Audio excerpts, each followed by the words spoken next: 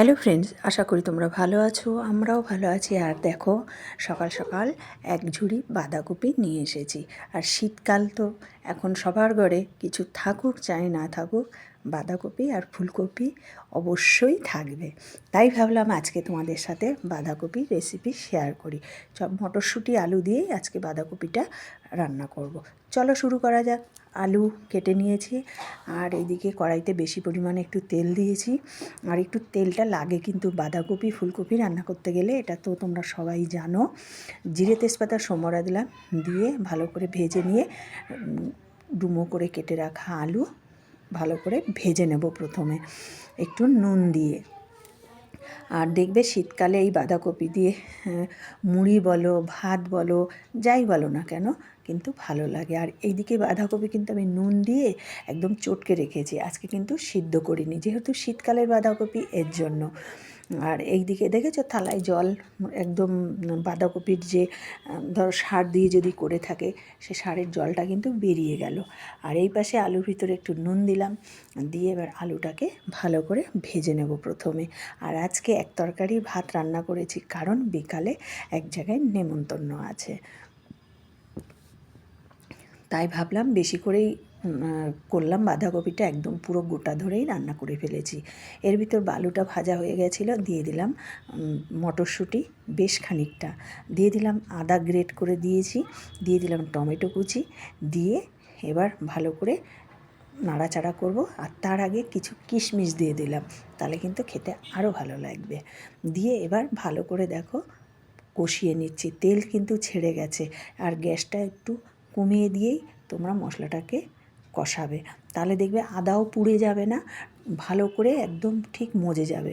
এবার মজে যখন গেছে, তখন আমি উপর থেকে বাঁধাকপিগুলো দিয়ে দিলাম, দিয়ে বেশ এক কড়াই হয়ে গেছে, তো একটু নাড়তেও অসুবিধা হচ্ছে, তার জন্য ভালো করে নাড়াচাড়া করে নিয়ে এর উপরে এক এক করে দিয়ে দেবো আবারও একটু নুন, পরিমাণ মতো দিয়ে দেবো হলুদ, হলুদ দিলাম, দিয়ে এবার দিলাম চিনি পরিমাণ মতো।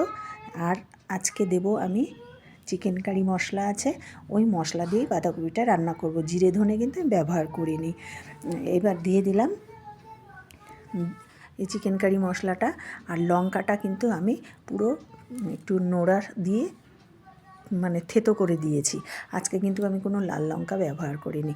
আর দেখো প্রায় হয়েই এসছে বাঁধাকপিটা, ভালো করে নাড়াচাড়া করে গ্যাসটা সিম করে দিয়ে নামানোর আগে গরম মশলা ঘি দিয়ে নামিয়ে নিলেই রেডি শীতকালের বাঁধাকপি মটরশুঁটি দিয়ে শীতকালীন সবজি। এই দেখো নামিয়ে নিয়েছি, আর দেখো দেখতে কিন্তু ভালোই লাগছে, আর খেয়েও দেখলাম, আমি তোমাদেরকে দেখালাম। এই দেখো থালায় একটু ভাত আর একটু বাঁধাকপি নিয়েছি, তা দেখি কেমন হয়েছে, নিজেই খেয়ে দেখি, তারপরে তোমাদের জানাই। আমার তো বাহ, ভালোই লাগলো, দারুণ হয়েছে, আমি তো বলেই দিলাম, তোমরা দেখতে পেলে। আর এই দিকে এই দেখো সন্ধেবেলায় এই কাকিমা আর কাকুর 35তম বিবাহবার্ষিকী, সেই উপলক্ষে কাকিমা কাকু জানতো না, আমরা একটা আয়োজন করেছিলাম। এই যে শাড়িটা যে পরেছে আমি দিয়েছি, কাকুকেও আমি গেঞ্জিটা দিয়েছি, দিয়ে মালাবদন করিয়ে একটা কেক এনে আমরা অ্যানিভার্সারি পালন করলাম। সবাইকে আমরা যে কজন 15 জন মতো ছিলাম, আমরা একজন এক এক রকম রান্না করেছি। আর এই দিদি সিঁদুর দিয়ে বলছে সিঁদুর পরান, কাকুও সিঁদুর পরিয়ে দিল। আর কাকিমাকে কেমন লাগছে, কাকুকে কেমন লাগছে অবশ্যই কমেন্টে জানাবে। তাদের যেন 35 বছরের জীবনযাপন কিন্তু খুব ভালো কাটুক, ঈশ্বরের কাছে তোমরা প্রার্থনা করো।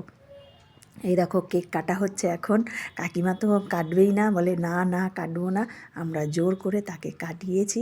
আর কেকের উপরে লেখাই আছে শিবাজি চম্পা লেখাই আছে। আর এই যে একজন আর একজনকে কেক খাইয়ে দিচ্ছে, কেক খাওয়াবে না কিছুতেই, আমরা জোর করেছি, আমরা হেসে মরে যাচ্ছি। কাকু খাওয়াচ্ছে, কাকু একটু এনজয় করেছে, কাকিমা একটু লজ্জা পায় এর জন্য। আর এবার কাকু দেখো খাওয়াবে, তাই কাকু বলছে অল্প খাও অল্প খাও, কাকিমা রাগ করছে কাকুর পরে। আমি বলছি আজকে যা যা দেবে কাকিমা সব খেয়ে নেবেন। আজকে আমরা কিন্তু দেখো আমরা এদিকে হাসাহাসি করছি, ওই দেখো দেখো মুখের ভিতরে গুজে দিয়েছে, লজ্জায় চলে যাচ্ছে। আর দুইজনকে বেশ ভালোই লাগছে। এই যে আমরা গুছিয়ে দিয়েছি একটু ফ্রাইড রাইস, ভাত, আর যা যা রান্না করেছি, মাছ, চিলি ফিশ, ডিমের কারি। আর এইদিকে সবাই খেতে বসে গেছি, আমরা 15 জন মতো ছিলাম, সবাই যে যার খেতে বসে গেছি। ওই যে খাওয়া দাওয়া সারছে আর সব বলছে যে রান্না দারুণ হয়েছে। এখানে সবাই খাচ্ছে, সবাই কিন্তু অল্প অল্প করেই খেয়েছে যেহেতু রাত্রির। আর কেমন লাগলো তোমাদের ভিডিওটা? যদি ভালো লেগে থাকে অবশ্যই লাইক, শেয়ার, কমেন্ট ও সাবস্ক্রাইব করতে কিন্তু বন্ধুরা একদম ভুলো না। আর বেশি বেশি করে একটু শেয়ার করে দিও, এটাই তোমাদের কাছে চাওয়ার আছে, তাই চাইলাম। এই দেখো ফ্রাইড রাইস, এখানে আছে আলুর দম, এই যে ডিমের কারি, আর আছে চিলি